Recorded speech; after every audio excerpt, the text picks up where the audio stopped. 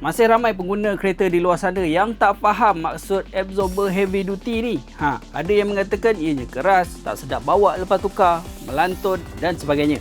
Kat sini aku ada KSW S Plus Heavy Duty Absorber. So, jom aku kongsikan features dia. So, first kali, absorber heavy duty ni 30% lebih keras berbanding absorber standard. Keras? Mesti tak selesa kan? Kekerasan absorber heavy duty ni bukanlah sampai berkuda bawa kereta. KSW S Plus ni dah tune cun-cun untuk kereta korang. Fungsi keras ni adalah untuk memberikan korang handling yang lebih firm dan dalam masa yang sama mengurangkan rasa membuai. Dan kalau korang jenis kaki layan corner, absorber heavy duty ni lagi syok layan berbanding absorber standard. Untuk abang kakak yang buat e-hailing, absorber heavy duty ni lebih sesuai lah sebab ianya tahan lasak dan tahap rebound lebih tinggi berbanding absorber standard. So, penumpang di belakang kekal selesa sepanjang perjalanan. Selain itu juga, absorber heavy duty ni tidak merendahkan ketinggian kenderaan sebab ia masih mengikut spek absorber asal. Cuma tahap kekerasan je yang berbeza. Untuk absorber heavy duty KSW S Plus ni, ia dilengkapi dengan nitrogen gas hidrolik bagi memberi rebound yang konsisten. So, pemanduan korang sentiasa stabil dalam apa jua situasi.